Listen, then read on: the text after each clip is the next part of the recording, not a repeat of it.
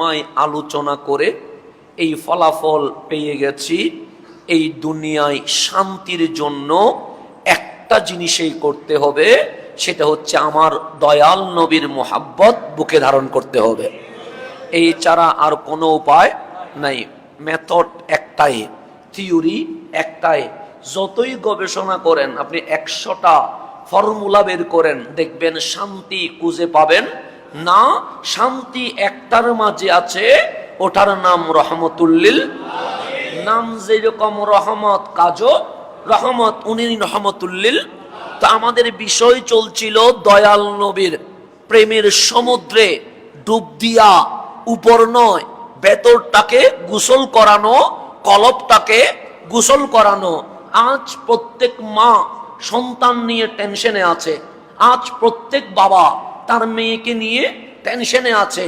আজ এমন একটা সময় আমরা অতিক্রম করছি যখন সমগ্র বিধর্মী এই ইসলামকে ধ্বংস করার জন্য ঐক্যজোটভাবে কাজ করছে। কথা ঠিক না? শুধু বোমা দিয়ে মানুষকে ধ্বংস করা যায় না, শুধু ক্ষেপণাস্ত্র দিয়ে মানুষকে ধ্বংস করা যায় না। কখনো বোমা ইউজ হয়, কখনো কলম ইউজ হয়, কখনো সংস্কৃতি ইউজ হয়, কখনো মুসলমানের ভেতরে চারিত্রিক অধপতনের মাধ্যমে এই ইসলামকে ধ্বংস করার পাইতারা চলছে। কথা ঠিক না? তাহলে বিভিন্ন সেক্টরে এই ইসলামের বিরুদ্ধে ষড়যন্ত্র চলমান আছে। কেউ কলম ধরে আছে, কেউ বোমা ধরে আছে, কেউ অনলাইন ধরে আছে, কেউ বা মুসলমানদের চারিত্রিক অধপতন ঘটানোর ষড়যন্ত্রে লিপ্ত আছে। সেই জন্য আপনি দেখবেন এই ইসলামকে নষ্ট করার জন্য চতুর্দিকে ষড়যন্ত্র চলছে। হ্যাঁ, একজন নাস্তিক, উনি কিন্তু কোনো ধর্ম মানে না, হিন্দুও নয়, বৌদ্ধও নয়, চাকমাও নয়, ইহুদিও নয়, খ্রিস্টানও নয়, আবার মুসলমানও নয়। কিন্তু আপনি যখন অনলাইনে ঢুকবেন, একজন নাস্তিক হিন্দুর বিরোধিতা করে না, বৌদ্ধের বিরোধিতা করে না, ইহুদির বিরোধিতা করে না, খ্রিস্টানের বিরোধিতা করে না, কিন্তু দেখবেন বারবার ওপেনে গোপনে ইসলামের বিরোধিতা করে থাকে। কেন? তুমি যখন নাস্তিক হয়েছ, তুমি তো সকল ধর্মের বিরোধিতা করবা, কিন্তু দেখবেন সকল ধর্মের বিরোধিতা করে না। কুরবানি আসলে তাদের চুলকানি শুরু হয়, আর যখন হিন্দুরা পাঁঠা কাটে তখন কিন্তু কোনো চুলকানি। তাহলে সব কিছুর মূল মেথড ইসলামকে ধ্বংস করে দাও। সেই ইসলামকে ধ্বংস করার জন্য তারা দেখলেন বোমা দিয়ে ইসলাম শেষ হবে না, অস্ত্র দিয়ে ইসলাম দুনিয়া থেকে মুছবে না, এবং কলম দিয়েও ইসলাম দুনিয়া থেকে মুছবে না। কেন? যেটা হক হয় সেটা পুরানোর পরেও আবার জিন্দা হয়ে যায়। এটাকে আপনি শেষ করতে, আপনি দেখবেন ফ্রান্সের মধ্যে কোরআন জ্বালানোর কর্মসূচি হয়, আপনি দেখবেন ডেনমার্কের মধ্যে কোরআনের পৃষ্ঠা ছিঁড়ে ফেলা হয়। এরকম অনেক জায়গায় অনুষ্ঠান করে রাস্তার মাঝখানে আমার কোরআনের অবমাননা করছে, আছে কি নাই? আছে। তা আমরা কি ওই প্রতিবাদে শাহজাহানপুরে দাঁড়ায়া হিন্দুদের গীতা জ্বালিয়ে দিয়েছি? না। আমরা কি কোন বৌদ্ধের ত্রিপটক ছিঁড়ে ফেলেছি? না। আমরা কি ইহুদিদের ওল্ড টেস্টিমেন্টের উপর পায়ের জুতো রেখেছি? রাখি নাই। আমরা কি খ্রিস্টানের বাইবেলকে উপরে নিয়ে হাসতে হাসতে ছিঁড়ে ফেলেছি? না। কেন? বাংলাদেশের 90% মুসলমান গীতা তো জ্বালাইতে পারে, ত্রিপটক তো ছিঁড়তে পারে, বাইবেল ওল্ড টেস্টিমেন্টের লাথি মারতে পারে, কিন্তু করে নাই কেন? বিশ্ব মুসলমান এটাই শিক্ষা নিয়েছে, হ্যাঁ, গীতা জ্বালাবো না, ত্রিপটক চিরব না, বাইবেল ওল্ড টেস্টিমেন্টে আগুন দিব না। কেন? আরে তোমরা কোরআন চির জ্বালাও হক মনে করে, না হক না জ্বালাইলেও মুছে যাবে, হক জ্বালানোর পরেও আবার জিন্দা হয়ে উঠে যাবে। কথা ঠিক না? সেই জন্য আমরা কোনো এই বিষয়ে কর্মসূচি দেয় না, দিব না। কেন? আমার ইসলাম এটা আমাকে শিখায়। আমার ইসলাম বলে তোমার পৃষ্ঠা যদি ছিঁড়ে ফেলে তুমি ভালোবাসা দিয়ে বুঝায়া দাও। আমার ইসলাম বলে তোমাকে লাথি মারলে তুমি তারে বুকে নিয়ে চুমু দিয়ে বুঝাও। তোমার ইসলাম কাউকে ক্ষতি করতে আসে নাই, তোমার ইসলাম জাহান্নাম থেকে জান্নাতে নিতে এসে গেছে। কথা ঠিক কিনা? তাহলে বিশাল কর্মসূচি চলছে। তোর মধ্যে যেটা আমাদের ভেতরে চলছে সেটা হচ্ছে আমাদের বাচ্চা, যেগুলো আমাদের প্রজন্ম আগামীর বিশ্ব নেতৃত্ব দেওয়ার মতো উপযুক্ত হবে, তাদের নলেজ এত ফ্রেশ, তারা যদি চায়, চেষ্টা করে, আল্লাহর যদি রহমত থাকে, আমার বাচ্চাগুলো দেখবেন 1.5, 2, 3 বছরে কোরআনের হাফেজ হয়ে যায়। হয় কি হয় না? হয়। এটা বাচ্চাদের নলেজ। আমাকে যদি এখন বলেন হুজুর পঞ্চম পারার প্রথম পৃষ্ঠাটা মুখস্থ করে দেন, আমি আগামী সপ্তাহে এসেও মুখস্থ 1 পৃষ্ঠা করা আমার পক্ষে সম্ভব হবে না। কিন্তু আপনার বাচ্চা আমার বাচ্চারে যদি হেফজখানায় ভর্তি করায়া দিয়ে যদি বলি প্রথম পৃষ্ঠা মুখস্থ কর, ও 3-4 ঘন্টার সবকে 1 পৃষ্ঠা নয় 2.5-3 পৃষ্ঠা মুখস্থ দিয়ে দিবে। তাহলে বাচ্চাও তো মানুষ, আমিও মানুষ, আমি পারি না কিন্তু আমার বাচ্চা পারে। কেন? কোরআন বলছে আমিও নূর, তোমার বাচ্চার গুনাহ নাই, ওর কলব নূর। তো নূর নূরের সাথে মিলে, নূর কখনো গুনার সাথে মিলে না। কথা ঠিক না? এখন আমার বাচ্চা যেহেতু কোরআন নিছে, যদি শিক্ষা ব্যবস্থা গলত না হইতো, ভুল না হইতো, তাহলে কোরআনে হাফেজ শুধু মুয়াজ্জিন হইতেন না, শুধু ইমাম হইতেন না, উনি এই রাষ্ট্রের প্রধান হয়ে যেতেন। শিক্ষা ব্যবস্থা ভুলের কারণে আমার হাফেজে কোরআন মুয়াজ্জিন পর্যন্ত আসতে পারে, আমার হাফেজে কোরআন ইমাম পর্যন্ত আসতে পারে। কিন্তু ইহুদি খ্রিস্টান বুঝে গেছে কতদিন আর চোখের উপরে বাতাস দিয়ে তাদের বিবেককে বন্ধ রাখবো। যদি মুসলমান বুঝে যায় শিক্ষা ব্যবস্থা ভুলের কারণে হাফেজে কোরআন মসজিদের মুয়াজ্জিন পর্যন্ত হয়, ওদের মাঝে সালাউদ্দিন আইয়ুবী যদি চলে আসে, শিক্ষা ব্যবস্থা চেঞ্জ করলে এই হাফেজে কোরআনরাই বিজ্ঞানীদের শ্রেষ্ঠ বিজ্ঞানী হয়ে যাবে। কারণ যার বুকে কোরআন নিছে ও তো সব নিতে পারবে, ও তো সব নিতে কোনো সমস্যা নাই। তো শিক্ষা ব্যবস্থা ভুল হওয়ার কারণে, গলত হওয়ার কারণে আমার ছোট বাচ্চারা উঠে আসতে পারছে না, আমার হাফেজে কোরআন সেরা ডাক্তার হতে পারছে না, সেরা ইঞ্জিনিয়ার হতে পারছে না। এবং সব কানে এক বৈষম্য রয়ে গেছে। দেখবেন ঢাকা হোক, চিটাগং ইউনিভার্সিটি হোক, মাদ্রাসার ছেলেদেরকে হেয় করে, কিন্তু ভর্তি পরীক্ষায় 1, 2, 3 মাদ্রাসা ছাত্র হয়ে থাকে। কথা ঠিক না? যতই হেয় করো, কিন্তু ওরা ওদের যেটা মেধা সেটা প্রমাণ করতে সর্বদা প্রস্তুত থাকে। কিন্তু ওদেরকে অবহেলার কোনো সাইট নাই যেদিকে অবহেলা করা হয় না। কিন্তু শিক্ষা ব্যবস্থা গলতের কারণে সমস্যাগুলো হচ্ছে। শিক্ষা ব্যবস্থা ঠিক থাকলে আমার হাফেজে কোরআন শুধু মুয়াজ্জিন আর ইমাম নয়, এই রাষ্ট্রের সচিবও হতে পারতেন। পারতেন কি পারতেন না?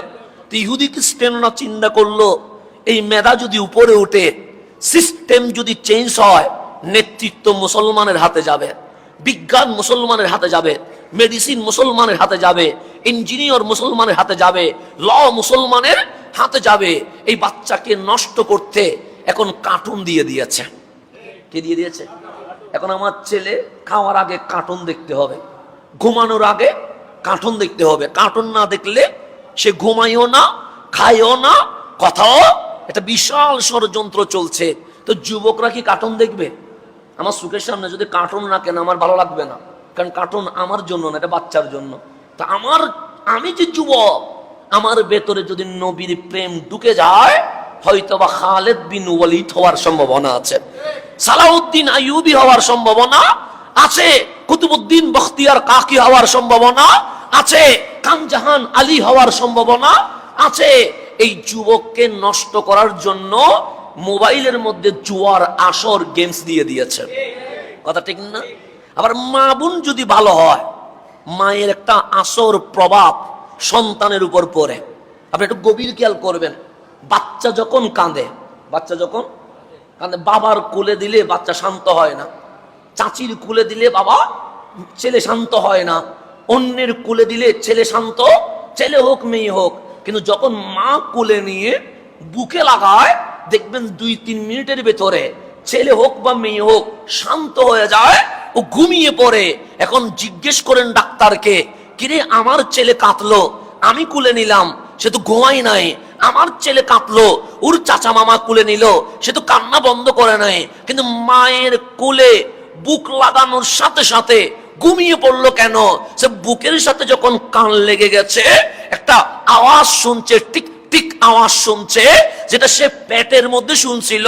তার কাছে ওই আওয়াজটা পরিচিত মনে হচ্ছিল, যার কারণে ওই মায়ের পেটের প্রভাব দুনিয়ার জমিনে রয়ে গেছে, যার কারণে সে শান্ত হয়ে ঘুমিয়ে গেছে। মায়ের বিশাল একটা প্রভাব সন্তানের উপর কি করে পড়ে। আপনি মনে করছেন না না হচ্ছে না, ছেলেরা দেখবেন মায়ের মতো হয়, মেয়েরা দেখবেন মায়ের মতো হয়, স্বভাব চরিত্র সবটাই মায়ের মতো উঠে। কারণ সন্তান 10 মাস 10 দিন মায়ের পেটে থাকে, সে মায়ের ধর্ষণ, মায়ের আওয়াজ, মায়ের শব্দ, মায়ের চালচলন, মায়ের উঠা বসা, এগুলোকে খেয়াল করে। সেই জন্যই বিজ্ঞান বলছে মায়ের পেটের আসর প্রভাব সন্তানের বাস্তব জীবনে প্র্যাকটিক্যালি বাস্তবায়ন হয়।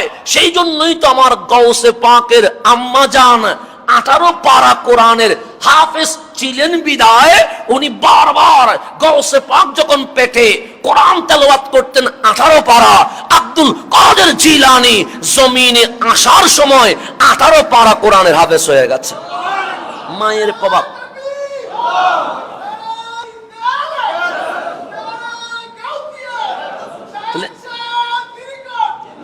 মায়ের প্রভাব, মায়ের প্রভাব সন্তানের উপর কি করে আকর্ষিত করে, এটা আপনারা বিজ্ঞান থেকেও জেনে নিতে পারেন। যদি কোরআন জানতে আপনাদের অস্বীকার মনে হয় বা যুক্তিতে না মানার মতো হয়, আপনি বিজ্ঞান থেকে শিখে নিতে পারেন। তাহলে মা জাতি ভালো হলে ওই পেট থেকে আব্দুল কাদের জিলানী বের হয়, মা জাতি ভালো হলে ওই পেট থেকে মঈনুদ্দিন চিশতি বের হয়, মা জাতি ভালো হলে ওই পেট থেকে আহমদ রেজা খাঁ ফাদেলে বেরলভী বের হয়, ওই পেট ভালো হলে শাহ জালাল শাহ পরাণ বের হয়। সেই জন্য বিজ্ঞানীদের গবেষণার সাথে ইহুদি খ্রিস্টান গবেষণা করছে, মা জাতি যদি ভালো হয়, এখান থেকে যদি খালেদ বিন ওয়ালিদ বের হয়ে যায়, এখান থেকে যদি সালাউদ্দিন আইয়ুবী বের হয়ে যায়, এখান থেকে যদি নিজামউদ্দিন বের হয়ে যায়, এখান থেকে যদি সুলতান গৌরী বের হয়ে যায়, এখান থেকে যদি খান জাহান আলী বের হয়ে যায়, এই ইসলামকে দমিয়ে দেওয়ার মতো কোনো শক্তি আর নাই। সেই জন্য ওরা কি করলো, মা জাতির জন্য গেমস নয় সিরিয়াল আনলো। এটার নাম কি? সিরিয়াল। সিরিয়ালে কি শিখবে? শিখবে শাশুড়ির সাথে জামাইয়ের দ্বন্দ্ব কেমনে লাগানো যায়, জামাই চাকরিতে গেলে দেবরের সাথে কেমনে পরকিয়া করা যায়, এগুলোই তো সিরিয়ালে শেখানো হয়। শুধু তাই নয়, আজকে এই সিরিয়ালের প্রভাবের কারণে বাবার সামনে মেয়ে উলঙ্গ হচ্ছে, বাবার প্রতিবাদ করার মতো কোনো মুখ নাই, আছে নাই। এই যে রমজান আসবে, তখন মেয়ে বলবে এই ড্রেসটা কিনতে হবে। ড্রেস কোনটা? সিরিয়ালের নায়িকা যেটা পড়ছে এটা কিনতে হবে। কারণ বাবা দেখতেছে এই ড্রেসটা যদি কিনি, আমার চোখের সামনে আমার মেয়ে কাপড় পরেও যেন কাপড় পরে নাই, কাপড় পরেও কাপড় পরে নাই। তো বাবা কি মেয়েকে উলঙ্গ দেখবে এটা মানতে পারবে? রুচিতে তো বাঁধে, শরীয়ত পরে আসেন, রুচিতে তো বাঁধে। তো বাবা বললেন এই ড্রেস আমি কখনো কিনতে পারবো না, এটা ডিনাই করতে দেরি। রাত্রে ফ্যানের মধ্যে রশি লাগায়া আত্মহত্যা করে ফেলছে। কথা ঠিক নেই? আগে ছিল 4 পিস। কয় পিস? 4 পিস। আমরা তো চাইলে বউদেরকে মার্কেটে বাড়াইতে পারি না। তো আমাদের একটা শালীনতার বিষয় আছে। আমার ঘরে পর্দা না থাকলে আমি আপনারে পর্দার মাহফিল করে কি করব? আগে তো আমার নিজের ঘরে পর্দা ব্যবস্থা করতে হবে, এরপর বলবো মা জাতি পর্দা করেন, নারী জাতি পর্দা করেন। আমার ঘর যদি উলঙ্গ হয়, আমি বাইরে যদি বাইজিদ বুস্তামির মায়ের ফজিলত বলি, কোনো কাজ হবে? কাজ হবে না। 4 পিস থেকে আসি গেছে 3 পিসে। 4 পিস মানে পুরো শরীরটা ঢাকানো যায়, এখন আসি গেছে কততে? 3 পিসে। গত বছর মার্কেটে যাইয়া দেখি 2 পিসে চলে আসছে। আর কিছুদিন পরে বলবে 1 পিস। এর 2 বছর পর যদি 0 পিস বলে কি করবেন? কথা ঠিক না? বলতে তো পারে, কারণ 4 পিস যদি 3 পিস হইতে পারে, 3 যদি 2 হইতে পারে, আর 2-3 বছর পর এটা 0 পিস হইতে পারে। এক বিশাল ষড়যন্ত্র চলছে। তা আমার নবী 1400 বছর পর এই ইহুদি খ্রিস্টানের চক্রান্ত জানে বলে আদিবু আওলাদাকুম বিসালাস বলে আমার নবী বললেন দুনিয়ার চাকচিক্যে কখনো তুমি পড়িও না। সেজন্য ইউনিভার্সিটি তো আছে, এই বাংলার জমিনে ইউনিভার্সিটির কোনো অভাব আছে? নাই। সরকারি ইউনিভার্সিটিও আছে, বেসরকারি ইউনিভার্সিটিও আছে। সকল ইউনিভার্সিটিতে মেডিসিনের সূত্র তো শেখায়, বিজ্ঞানের সূত্র তো শেখায়, ইঞ্জিনিয়ারের সূত্র তো শেখায়, কিন্তু কোন ইউনিভার্সিটিতে আজকে পর্যন্ত দেখি নাই শয়তান থেকে বাঁচার সূত্র কি এটা কখনো শেখায় না। শিখাইছে মেডিসিন শিখায়, কিন্তু শয়তান থেকে বাঁচার উপায় কি শিখায় না। ল তো শিখায়, শয়তান থেকে বাঁচবেন কেমনে এটা শিখায় না। কত বড় বড় ইউনিভার্সিটি বাংলার জমিনে, আপনি এখানে ঘুরলে ঢাকা ইউনিভার্সিটি, আর একটু গেলে জগন্নাথ ইউনিভার্সিটি, আর একটু যান, ইউনিভার্সিটির কোনো অভাব আছে? নাই। ডানেও ইউনিভার্সিটি, বামেও ইউনিভার্সিটি। যেখানে ইউনিভার্সিটি নাই সেখানে কলেজ আছে, যেখানে কলেজ নাই সেখানে অন্তত স্কুল আছে। সব শিখায়, কিন্তু শয়তান থেকে বাঁচার কোনো উপায় কেন? এটা শিখাইলে দুনিয়ার পাল্লার বন্ধ হয়ে যাবে, এটা শিখাইলে সিনেমা বন্ধ হয়ে যাবে, এটা শিখাইলে নাটক বন্ধ হয়ে যাবে, এটা শিখাইলে ইন্টারনেটের অপব্যবহার বন্ধ হয়ে যাবে। এগুলো যদি বন্ধ হয়ে যায়, ইহুদি খ্রিস্টানের ষড়যন্ত্র কখনো সফল হবে না। সেই জন্য প্রত্যেক ইউনিভার্সিটি থেকে যখন শয়তান থেকে বাঁচার উপায় বন্ধ হয়ে গেছে, তখন আব্দুল কাদের জিলানির মতো দরবেশ, খাজা মাইনুদ্দিনের মতো দরবেশ, শাহ জালাল ইয়ামানির মতো দরবেশ, শাহিন শাহ সিরকুটের মতো দরবেশ, গাউসে মাইজ ভান্ডারির মতো দরবেশ খানেকা খুলে এমন ইউনিভার্সিটি দিলেন যেখানে শেখানো হয় শয়তান থেকে বাঁচবো কেমনে। এটা শেখানোর জন্য পীরউলিয়া লাগে, এটা শেখানোর জন্য খানেকা লাগে, এটা শেখানোর জন্য আপনাকে সোহবত নিতে হয়।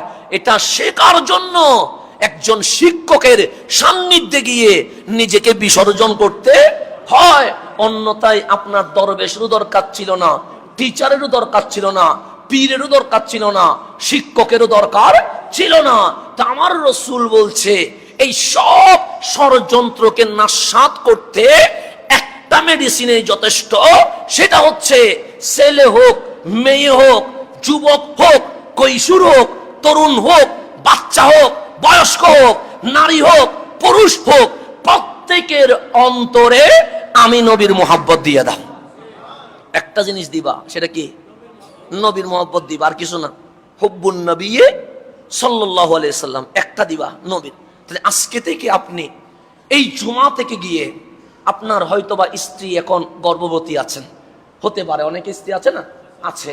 আপনার সন্তান এখন কথা বলতে পারে, এরকম আছে না? নাই, আছে। আপনার সন্তান এখন প্রাপ্তবয়স্কের বালেক হওয়ার পথে চলমান আছে। আপনার মেয়ে এখন কলেজে যাবে, ইউনিভার্সিটিতে ভর্তি হবে। আপনার ঘরের মধ্যে একটাই পরিবেশ করেন, হ্যাঁ সিরিয়াল বন্ধ করে দেন, হ্যাঁ গেমস বন্ধ করে দেন, হ্যাঁ কার্টুন বন্ধ করে দেন, আপনার নবীর সৌন্দর্য বর্ণনা করা শুরু করে দেন। এই একটাই মেডিসিন। আপনার নবীর সৌন্দর্য বর্ণনা করেন। আপনার রসুল দেখতে কেমন, আপনার রসুলের চোখগুলো দেখতে কেমন, আপনার রসুলের নাক মোবারক দেখতে কেমন, আপনার রসুলের দাড়ি মোবারক দেখতে কেমন, আপনার রসুলের বক্ষ মোবারক দেখতে কেমন। আরে শুধু রসুলের ঠোঁট মোবারক তো দেখা যায়, চোখ মোবারক তো দেখা যায়, নাক তো দেখা যায়, কপাল তো দেখা যায়, চুল তো দেখা যায়, তুতু তো আর দেখা যায় না। শুধু যদি আপনার সন্তানকে আমার নবীর তুতু মুবারকের মাধুর্যতা বর্ণনা করেন, বছর চলে যাবে, আমার কামলিওয়ালার তুতু মুবারকের বর্ণনা শেষ হবে না। কি তুতু? তুতু কোন বর্ণনা জিনিস? কত মানুষের জীবনী দেখবেন সেখানে তুতুর কথা আছে। কাজী নজরুলের তুতু দেখতে এরকম লেখা আছে, জসিমউদ্দিনের তুতু দেখতে এরকম লেখা আছে, কাইকুবাতের আলাওয়ালের তুতু দেখতে এরকম লেখা আছে? নাই। কিন্তু আপনার নবীর জীবনীতে খোলেন, দেখবেন হাজার পৃষ্ঠা চলে যাবে শুধু আপনার নবীর তুতু মুবারকের পাওয়ার বর্ণনা করতে গিয়ে। কোথায় পাবেন এরকম তুতু মুবারকের পাওয়ার? তুতু মুবারকের আপনি বুড়ো নিয়ে কার জীবনীতে লেখা আছে যে রবীন্দ্রনাথের বুড়ো দেখতে এরকম ছিল? আপনার কামলিওয়ালার বুড়ো মুবারকে যান, বছর চলে যাবে, বুড়ো মুবারকের বর্ণনা শেষ হবে না। সেই জন্য আল্লাহর রসুলের জীবনী পড়ান। কামলিওয়ালা দেখতে কিরকম এটা পড়ান, আমার নবী দেখতে কিরকম এটা শিখান। শিখাইলে লাভ আপনার। ছেলে যখন বড় হবে, আপনি যখন বয়স্ক হবেন, ছেলে আপনাকে বৃদ্ধাশ্রমে রাখবে না, আপনাকে ঘরে রেখে খেদমত করে ছেলের জান্নাতে যাওয়ার পথটা সে বাছাই করে নিতে পারবে। কথা ঠিক নেই? এখন আসেন আমি আলোচনায় চলে যাই। আমার রসুল দেখতে কিরকম, সে কানা রসুল্লাহ সাল্লাল্লাহু আলাইহি ওয়াসাল্লাম আবিয়াদা, আমার নবী দেখতে সৌন্দর্যময় ছিলেন। সৌন্দর্য কেমন ছিল, সে কান্নামা সিগা মিন ফিদ্দা, যেন মনে হচ্ছে আমার নবীর দেহ মোবারক রূপা দ্বারা গঠিত। কেন? চামড়া অনেকের সাদা হয়, চিকচিক করে না, চামড়া অনেকের লাল হয়, চিকচিক করে না, কিন্তু কামলিওয়ালার চেহারায় আনোয়ার এত সৌন্দর্যময়, চুল থেকে নখ পর্যন্ত নূর বের হতে শুরু হয়ে যায়। এটার নাম রহমতুল্লিল আলামিন। আমার রসুলের মাথা মোবারক তুলনামূলকভাবে বড় ছিল, দেখতে খুবই সুন্দর ছিল। এখন চুল কারো অর্ধেক চলে যায়, কারো ডানে নাই, কারো বামে নাই। আমিও তো নিজের টেনশনে, এদিকেও জায়গা এদিকেও জায়গা। তো চুলের যে যত্ন আমাদের নিতে হয়, কারণ চুল চলে যাচ্ছে। চুল চলে গেলে শ্যাম্পু দিয়েও কাজ হয় না, মেডিসিন দিয়েও কাজ হয় না। অনেক জায়গায় দেখি 1 মিনিটে টাক সমাধান। কয় মিনিটে? আসে না? নাই আছে। আমি মনে করছি চুল তুলি দে, পরে গিয়ে দেখি আলগা লাগাই দে। তো এরকম তো 1 মিনিটে কেন, এটা এমনিতে সম্ভব, কিন্তু চুল তুলে এরকম কোথাও পাই নাই। যতগুলো দেখবেন 1 মিনিটে টাক সমাধান, গিয়ে দেখবেন সেখানে চুল তুলে না, আলগা চুল কি করে দে, লাগায়া দে। তো চুল তো তুলতে পারে না কেউ। তো কোথাও আছে 1 মিনিটে, কোথাও আছে 15 মিনিটে, কোথাও আছে 30 মিনিটে। তা আমি যখন চুল বেশি যাচ্ছে, আমি মনে করলাম যে কিরকম করে চুল তুলে একটু দেখে আসি। পরে দেখি ক্যাপ বানায়া বসাই দে। আমি বললাম এরকম সমাধানের দরকার নাই। কিন্তু বাংলার জমিন না বিশ্ব চুল তোলার মতো এরকম কোন জিনিস আছে কি না আমার জানা নাই। তো আমার কামলিওয়ালার চুল কেমন, সে কানা রাসূলুল্লাহ সাল্লাল্লাহু আলাইহি ওয়াসাল্লাম কাসীরা শাআরির রাস, কামলিওয়ালার চুল ঘন ছিল। চুল মোবারক কি ছিল? ঘন। ঘন বলতে কিরকম ছিল? এটা কুকরানো ছিল, যেমন আমার দাড়িটা কুকরানো, আবার চুলটা সোজা স্ট্রেট। এমন নবীর চুল মোবারক কিরকম ছিল? সান আনাসিন রাদিয়াল্লাহু তাআলা আন, সাইয়্যিদুনা আনাস রাদিয়াল্লাহু তাআলা বলছেন, ওয়ালা বিল জাদিল কাতাতি ওয়ালা বিসাবতি, আমার নবীর চুল মোবারক কুকরানো ছিল না, আবার একেবারে স্ট্রেট সোজাও ছিল না। নয় কুকরানো নয় সোজা। চুলের মধ্যে আল্লাহ এমন হাত দিছেন, কুকরানো হইলে সোজা চুলে আপত্তি করতো মালিক, তোমার নবীর চুল কুকরানো দিলা, আমি স্ট্রেট চুল কি ভুল করছি? স্ট্রেট চুল দিলে কুকরানো চুল বলতো, আমার কি দোষ ছিল? তোমার নবীর স্ট্রেট দিলা কেন? হযরতে আনাস বলে, স্ট্রেটও না, সোজাও না, আবার কুকরানো না, তো কিরকম? তখন বলছেন আমার কামলিওয়ালার রসুলের চুল কিরকম ছিল জানো? কানা রাসূলুল্লাহ সাল্লাল্লাহু আলাইহি ওয়াসাল্লাম রাজিলা শারে, কামলিওয়ালার চুল মোবারক ঈষৎ ঢেউ ছিল। সমুদ্রের পানি যেরকম ঢেউ দেয়, কামলিওয়ালার চুল ছিল ঢেউ, লম্বাও আছে, স্ট্রেটও আছে, আবার কুকরানো আছে। আল্লাহ বলে দুইটা দিয়ে দিছে হাবিব। লম্বা চুলও বলবে ভাগ্যবান, কুকরানো বলবে ভাগ্যবান। দুই নিয়ামতই কামলিওয়ালার চুল মোবারকে জুটে গেছে। সেজন্য এসত ডিও ছিল, মানে মনে হচ্ছে সমুদ্র কি দিচ্ছে, ডিও দিচ্ছে, এইভাবে করেছিলেন কামলিওয়ালা। তারপর বলছেন ইনিন ফারাকা আকিকাতাহু ফারাকা ওয়া ইল্লা ফালা, অনায়াসে যদি শীতি এসে যেত কামলিওয়ালা চুলের মধ্যে শীতি কাটতেন, অন্যথায় আমার নবী নিজে নিজে শীতি কাটতেন না। এরপর বলছেন কাদে শামিতা মুকাদ্দামা রাসিহি ওয়া লাহিয়াতিহি, আমার নবীর সামনের চুল মোবারক, সামনের দাড়ি মোবারক সাদা হয়ে গিয়েছিল। কি হয়ে গেছিল? সাদা। তাহলে এখন সাদা হইলে দেখা যায় কি যায় না? বিশাল কালোর মধ্যে দুইটা সাদা হইলে দুইটাই দেখা যায়, কারণ অন্য রং থাকলে কি হয়, একটু দেখা যায় বেশি। কালো ছাগল 50টা, একটা সাদা, কোনটা দেখা যাবে? কালো দেখা যাবে না সাদা দেখা যাবে? সাদা, কারণ এটা হচ্ছে আনকমন হয়ে গেছে। তা আমার রসুলের সব চুল কালো, সব দাড়ি মোবারক, কিন্তু সামনের দাড়ি মোবারক, সামনের চুল মোবারক সাদা। কিন্তু এটার মধ্যে মুজিজা কি? যখন তিনি চুলে তেল দিতেন তখন সাদা দেখা যাইত না। চুল দাড়িতে যখন কি দিতেন সাদা দেখা যায় না। তারপর ওয়াইজা শাইজা রাসু তাবাইয়ানা, আর চুল যখন অগুছালো থাকতো তখন দেখা যাইত। কেমনে বলবেন? এখন সাদা বললেও ভুল হয়ে যাচ্ছে, কালো বললেও। আমার আল্লাহ বলেন এমন বানাইছি তুই দুনিয়াতে মেশাল দিতে পারবি না। কখনো দেখবি চুল সামনে সাদা, আবার 5 মিনিট পর দেখবি চুল কালা। তুই কি সাদা বলবি না কালা বলবি? বাজি গেছেন নি? কেমনে রসুলরে মিলাবেন? আমি বলি না, সৈয়দুনা আনাস বলছে আমি সামনের চুল সাদা দেখলাম, সামনের দাড়ি মোবারক কি দেখলাম, কিন্তু তেল দিছে আর সাদা দেখা যায় না। চুল এলোমেলো হইছে যুদ্ধের ময়দানে, সামনেও সাদা দেখা যায়, দাড়িতেও সাদা দেখা যায়। এমন রসুল বানাইছে আল্লাহ বলে 5 মিনিট আগে সাদা দেখা যাইলে 5 মিনিট পর কালো দেখা যায়। এটার নাম রহমতুল্লিল। আমার কামলিওয়ালার চুল কতটুকু ছিলেন? সৈয়দুনা আনাস বলছেন কানা শাআরু রাসূলিল্লাহ সাল্লাল্লাহু আলাইহি ওয়াসাল্লাম ইলা আনসাফি উযানাইহি, আমার নবীর চুল মোবারক এই 2 কানের মাঝখান পর্যন্ত ছিলেন, কিন্তু মাঝে মাঝে রসুলে পাকের চুল মোবারক কাঁধ পর্যন্ত লম্বা হয়ে যেত। কি পর্যন্ত? সেই জন্য আপনি চাইলে 3 ভাবে চুল রাখতে পারবেন। কয়ভাবে?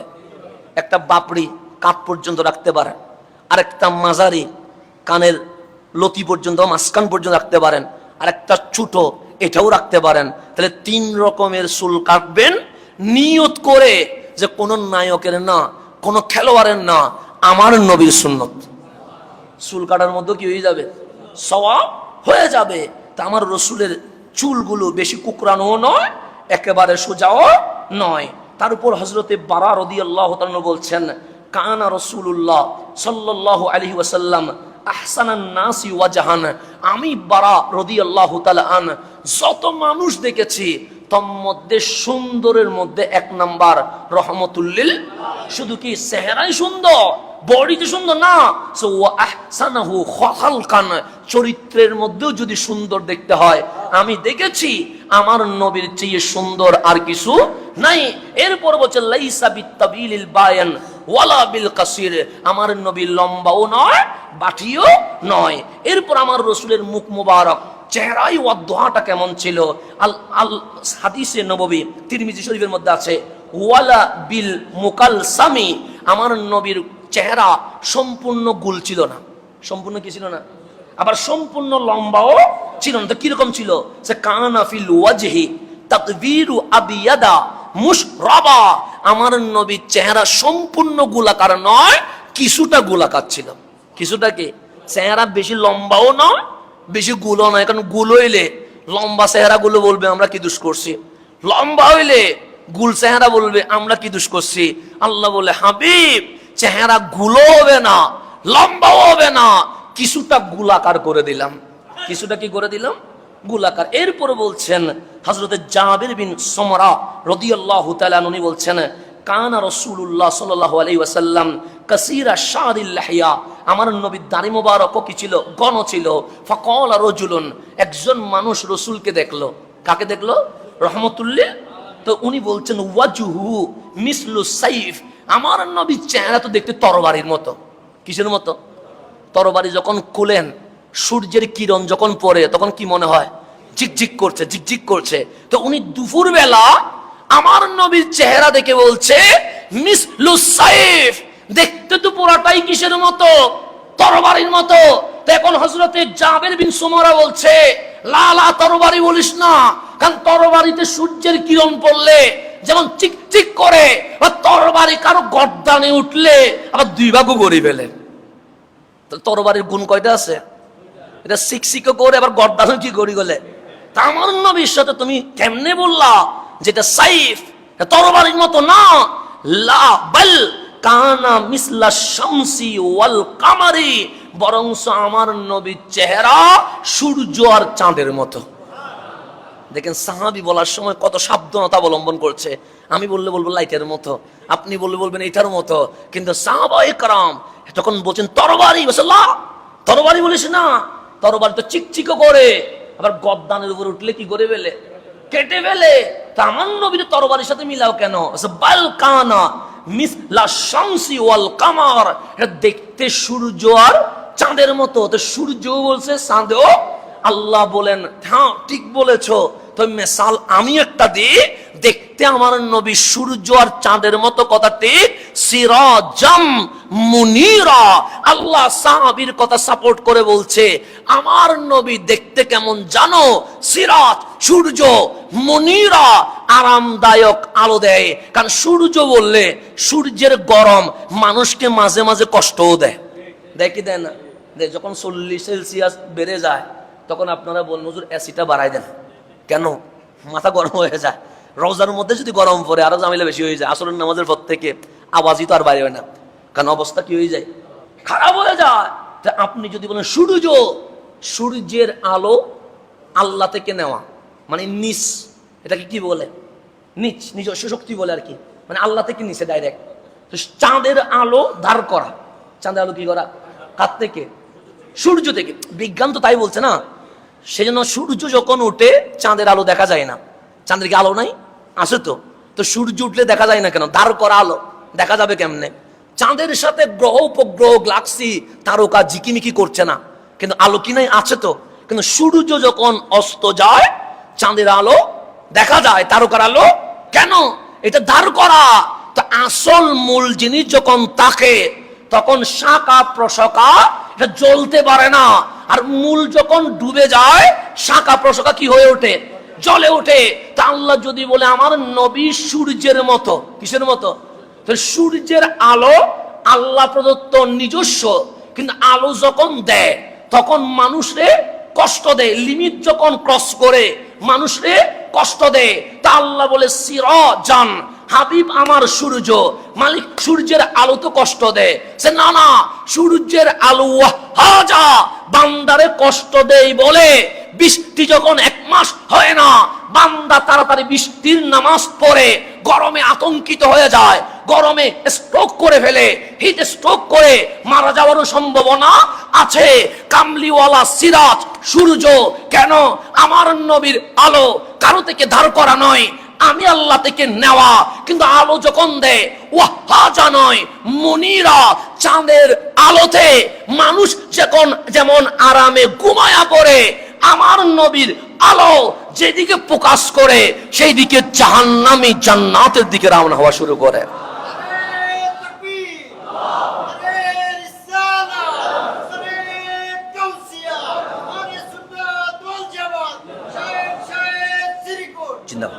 হযরত জাবির বিন সামারা বলছে রাআইতু রাসূলুল্লাহ সাল্লাল্লাহু আলাইহি ওয়াসাল্লাম ফি লাইলাতি ইদহিয়ান, আমি জ্যোৎস্না রাতে, কোন রাতে? জ্যোৎস্না রাতে রসুলে পাকের সাথে বসা। কার সাথে বসা? তো জ্যোৎস্না রাত সুন্দর না অসুন্দর? অনেক সুন্দর। এই জ্যোৎস্না রাত নিয়ে কত কবিতা আছে, কত গদ্য আছে, কত পদ্য আছে, এর কোনো কি নাই হিসেব। না বাংলা বলবেন, না ইংরেজি বলবেন, না আরবি বলবেন, সবখানে আছে। তো সৈয়দুনা জাবের বিন সুমারা বলছে আমি জ্যোৎস্না রাতে রসুলের দিকে কি আছি, রসুলের সাথে বসে আছি। ফাজআলতু আনজুরু ইলা রাসূলিল্লাহ সাল্লাল্লাহু আলাইহি ওয়াসাল্লাম ওয়া ইলাল কামার, আমি একবার রসুলের দিকে তাকাই আর একবার জ্যোৎস্না রাতে পূর্ণিমার চাঁদের দিকে তাকাই। আমি দুইটার দিকে কি করলাম? তাকাই এলাম। এবং চাঁদের আলোটা কিরকম? লাল না? লাল কিরকম? চাঁদের আলো কিরকম? আমার রসুলের গায়ে কিরকম ছিল? সো ওয়া আলাইহি হুল্লাতুন হামরা, আল্লাহর নবীর গায়ে লাল রঙের ডুরা কাটা পোশাক। কি রঙের? লাল রঙের কি কাটা? ডুরা কাটা পোশাক। তাহলে ওইদিকেও লাল আলো দিচ্ছে, আমার কামলিওয়ালার গায়েও কি লাল। একবার চাঁদের দিকে তাকায় আর একবার কোন দিকে তাকায়? রহমতুল্লিল। তারপর হযরতে জাবের বিন সামারা বলছে ফাইজা হুয়া ইনদি আহসানু মিনাল কামার, খোদার কসম আমার চোখে ওই জ্যোৎস্না রাতের চাঁদের চেয়ে আমার নবীকে সবচেয়ে বেশি সুন্দর লাগছে। যারা দেখছে ওরা পাগল হয়ে গেছে যে কিসের জ্যোৎস্না রাত, আমার কাছে তো এটাই না সুন্দর লাগতেছে। ওনার নাম রহমতুল্লিল আলামিন। তারপর হচ্ছে নবীজির চেহারাটা কিরকম? বাস ইয়াতাল্লাউ ওয়াজহুহু তালালুল কামারি লাইলাতাল বাদর, তার চেহারা মোবারক ছিল এরকম পূর্ণিমার চাঁদ যেরকম ঝিলমিল করে, কামলিওয়ালার চেহারাই ওয়াদ্দুহা ওই রকম কি করে উজ্জ্বলতা ঝিলমিল করে। তারপর বললেন আমার রসুলের কপাল মোবারক কিরকম ছিল? সো ওয়াসিয়াল জাবিন, ললাট ছিল প্রশস্ত। এরপর আমার নবীর ভ্রু মোবারক কিরকম ছিল? জাজ্জাল হাওয়াজিবা, আমার নবীর ভ্রুদয় ছিল সরু এবং ঘন ছিল। তারপর সাওয়াবিগা ফি গায়রি কারনিন, উভয় ভ্রু পৃথক ছিল। উভয় ভ্রু কি ছিল? এদিকে এদিকে কি ছিল? পৃথক ছিল। সে বাইনাহুমা এরকম, আর হৃদয়ের মাঝখানে একটা রক ছিল। কি ছিল? রকটা কিরকম? সে ইউদির রুহুল গাদাব, এমনিতে দেখা যায় না, কিন্তু রাগ উঠলে ওই রগের প্রকাশ হয়ে যায়। আমার নবীর মাঝখানে একটা কি ছিল? রক ছিল। তারপর বলছেন কানা রাসূলুল্লাহ সাল্লাল্লাহু আলাইহি ওয়াসাল্লাম আজিমাল আইনাইন, আমার নবীর দুই চোখ ছিল ধাগর চোখ বিশিষ্ট। এরপর বলেন আদ আজাল আইনান, চোখের মনি ছিল কালো। আশকালাল আইনান, দুই চোখের মধ্যে ছিল লাল, মানে কিনারা ছিল দীর্ঘ। এরপর হযরত জাবের বিন সুমারা বলছে কুনতু ইজা নাজারতু ইলাইহি কুলতু আকহালাল আইনাইন, আমার নবীর চোখের দিকে তাকাইলে মনে হচ্ছে যেন কামলিওয়ালা চোখে সুরমা দিছে। কি দিছে? কিন্তু বলছেন ওয়ালাইসা বি আকহালা, বাস্তবে আমার নবী কখনো সুরমা দেয় নাই। আমার নবী সুরমাই দেয় নাই, দেখলে মনে হয় কি দিছে? সুরমা দিছে, এরকম মনে হয়। তারপর বলছেন আকনাল এরনাইন, আমার নবীর নাক মোবারক কিছুটা উঁচু ছিল। লাহু নূরুন ইয়ালুহু ইয়াহসাবুহু মান লাম ইয়াতাআম্মাল আশাম্মা, আমার নবীর নাক মোবারক উঁচু ছিল, আর ওই নাকের উপরে একটা নূর সব সময় চমকাইতে থাকতো। এরপর বললেন সাহালাল খাদ্দাইন, আমার নবীর গাল মোবারক সমান ছিল। এরপর বললেন মুফাল্লাজাল আসনান, আমার নবীর দুই দাঁতের মাঝখানে গ্যাপ ছিল, আর ওই গ্যাপ থেকে সর্বদা নূর বের হতো। এরপর বললেন এখন আসেন রসুলে পাকের তুতু মোবারক। কি মোবারক? তুতু মোবারক। তুতু নিয়ে কেউ লিখে কিনা আমি জানি না, কিন্তু হাদিসের পৃষ্ঠায় পৃষ্ঠায় কামলিওয়ালার তুতু মোবারক নিয়ে লিখেছে। কেউ তুতু মোবারক নিয়ে পদ্য গদ্য লিখে কিনা আমি জানি না, কিন্তু কামলিওয়ালার তুতু মোবারক নিয়ে হাদিসের মধ্যে অসংখ্য জায়গায় লেখা আছে। হযরত সাহাল বিন সাআদ রাদিয়াল্লাহু তাআলা আনহু বলছেন আন্না রাসূলুল্লাহ সাল্লাল্লাহু আলাইহি ওয়াসাল্লাম কল, আমার কামলিওয়ালা রাসূল ইরশাদ করেন ইয়ৌমা খাইবার, খাইবরের দিবসে। কোন দিবসে? খাইবারের দিবস। আমার রাসূল সাল্লাল্লাহু আলাইহি ওয়াসাল্লাম উতিয়ান্না হাযিহির রায়াতা গাদান, আগামীকাল সকালে আমি নবী এই ঝান্ডা এমন একজন পুরুষের হাতে দিব, ইয়াফতাহুল্লাহু আলা ইয়াদাইহি, এই খাইবার আল্লাহ ওনার হাতেই বিজয় দান করবে। একজনের হাতে কি দিব? ঝান্ডা। উনি কে? সে ইউহিব্বুল্লাহ ওয়া রাসূলাহু ওয়া ইউহিব্বুহুল্লাহু ওয়া রাসূলুহু ওয়া রাসূলুহু, উনি এমন জাত যাকে আল্লাহ এবং রসুলও ভালোবাসে, উনিও আল্লাহ এবং রসুলকে ভালোবাসেন। সাহাবায়ে কেরামের মধ্যে একটা জোয়ার সৃষ্টি হয়ে গেছে।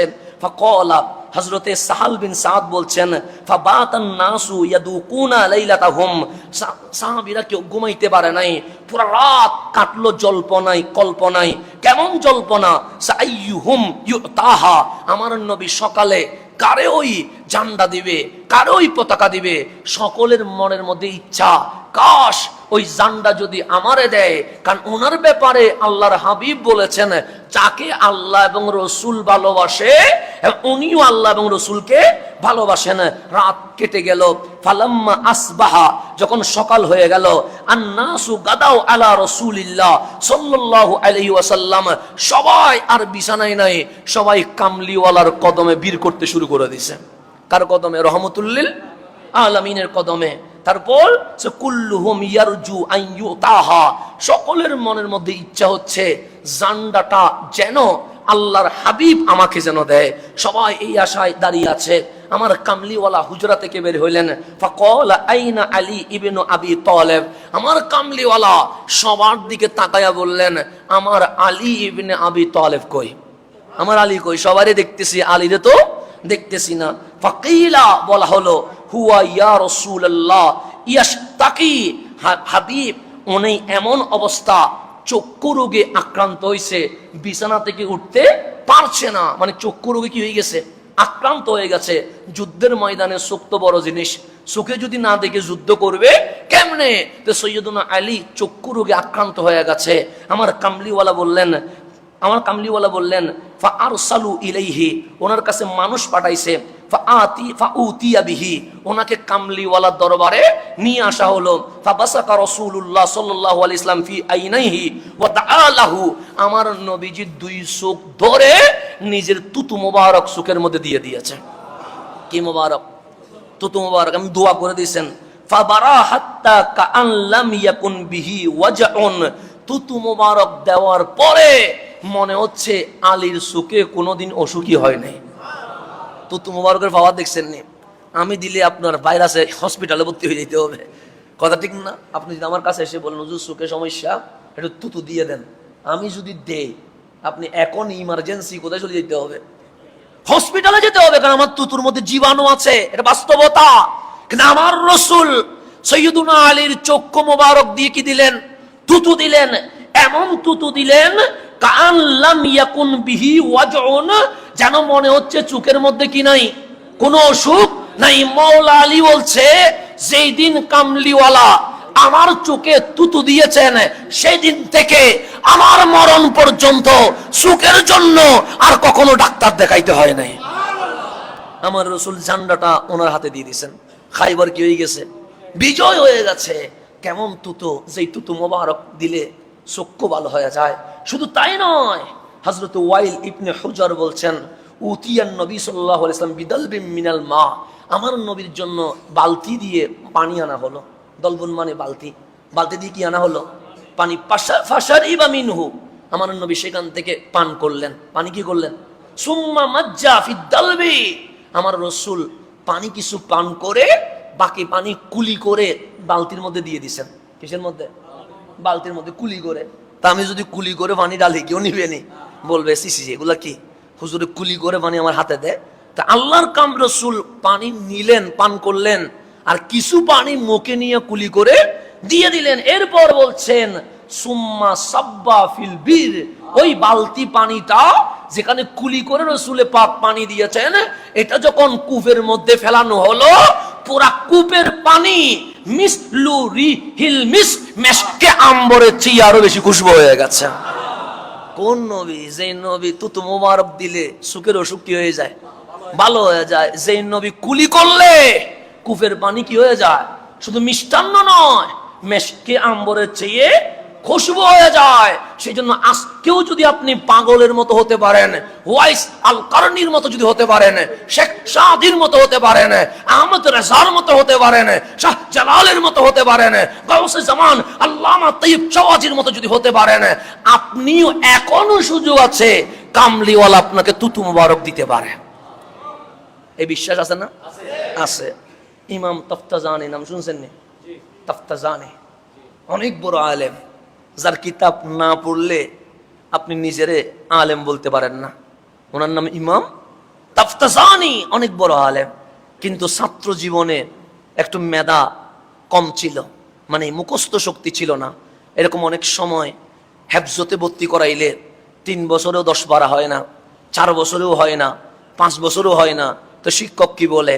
মা বাবারা ডেকে আনে, এদিকে এসো, আপনার ছেলেকে চেষ্টা তো করেছে, কিন্তু অন্য ছেলে 1 বছরে 10 পারা করে, আপনার ছেলে 5 বছরে 10 পারা করতে পারে নাই। তো ছেলে তো হাফেজে কোরআন হবে না, ওকে কোনো গ্রেসে ভর্তি করাই দেন, অন্তত দুনিয়াবি কিছু লাভ তো হবে, কথা ঠিক না?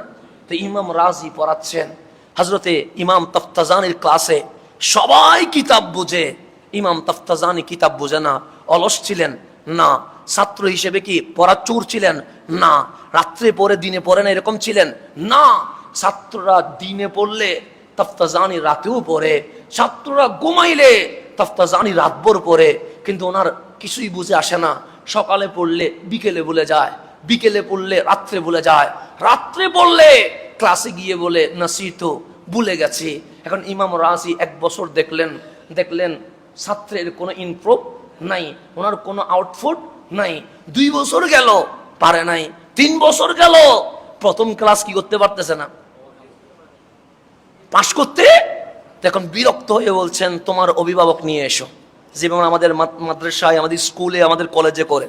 তো মা বাবা আসলেন, ইমাম রাজি বললেন আপনার ছেলে তাফতাজানি, এটা আমাদের কিতাবে না, ওটা ওনাদের কিতাবে আছে। ইমাম আপনার ছেলে তাফতাজানি 3 বছর ট্রাই করেছে, কিন্তু কোনো আউটপুট নাই। সকালে পড়াইলে বিকেলে বলে, বিকেলে পড়াইলে রাত্রে বলে, রাত্রে পড়াইলে সকালে বলে। আমি ইমাম রাজির হাজারো ছাত্র, একজনের পিছনে এতক্ষণ সময় দেওয়া সম্ভব? নিয়ে যান, গ্রেসে দিয়ে দেন, কাজ শিখুক। ইমাম তাফতাজানের ভেতরে এলমের একটা কি আছে, ভালোবাসা আছে, মজা আছে। হঠাৎ করে উস্তাদের কদম ধরে ফেলছেন, উস্তাদ 3 বছর পারি নাই, মা বাবারে যদি হাতে তুলে দেন আর জীবনে ক্লাস করার সময় হবে না, আমাকে গ্রেসে দিয়ে দিবে, আমাকে একটা বছর সময় দেন, লাস্ট এই একটা বছর চেষ্টা করে দেখি, যদি পারি ক্লাসে রাখবেন, আর না পারলে মা বাবার হাতে। তো মা বাপ দেখতেছেন তাফতাজানির বড় আগ্রহ এলম নিয়ে, হাজার হইল তো না পারুক না, দুর্বল হোক না, সন্তান তো তাদেরই নাকি। তো মা বাবা বললেন, উস্তাদ ছেলে যখন এরকম করছে একটা বছর রাখেন না, আমরা মা বাবা কষ্ট দিব না আপনাকে, যদি ছেলে না পারে নিয়ে যাবো গা, বলবো না রাজি পড়াইতে পারে না, এটা বলবো না, রাখেন না।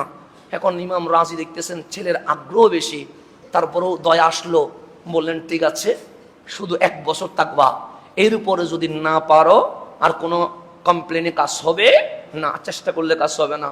তাফতাজানি বললেন ঠিক আছে। এখন আগের চেয়ে কষ্ট আরো বাড়াই দিছে, কেন? আগে যত কষ্ট করতেন এখন আরো বেশি কষ্ট করতে লাগলেন, কারণ সময় আছে কয় বছর, পারলে পড়া কন্টিনিউ হবে, না পারলে পড়া এখন দিন ভোর পরে। কিন্তু নিজের বন্ধুরা খায়, ঘুমায়, ঘুরতে যায়, তাফতাজানি ঘুরতে যায় না, তার বন্ধুরা ঘুমায়, তাফতাজানি আর ঘুমাইতে যায় না, রাত ভোর পরে।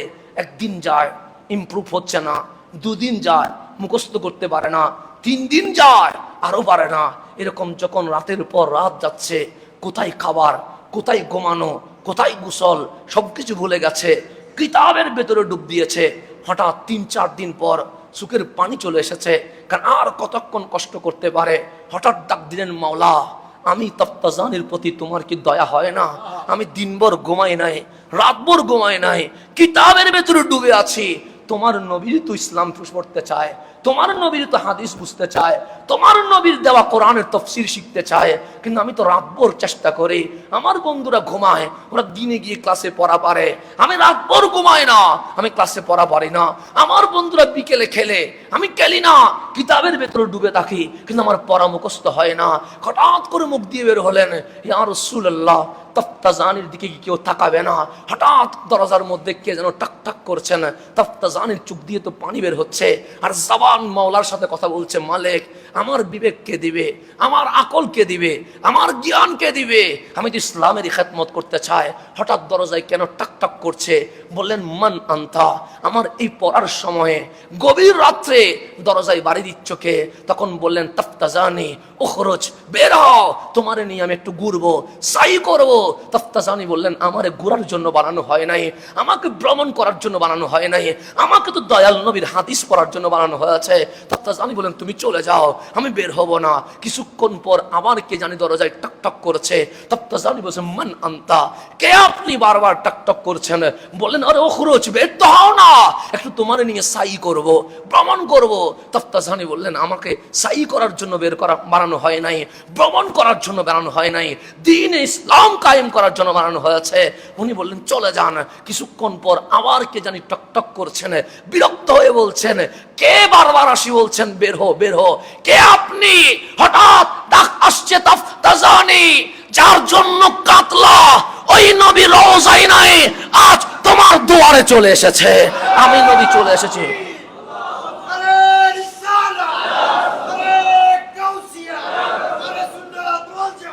তাফতাজানি আমি নবী চলে এসেছি। কোথায় পাগড়ি পরে গেছে, কলম পরে গেছে, কোথায় জুতা, কোথায় কাপড়, কার খেয়াল নাই, দিছেন দরজা খুলতে দেরি। তাফতাজানি বললেন, ইয়া রাসূলুল্লাহ, আমি সেই অদম, সেই বেকুব যে দিন রাত পড়ার পরেও মনে রাখতে পারি নাই। কামলিওয়ালা বলে, মুখ তো খুলো।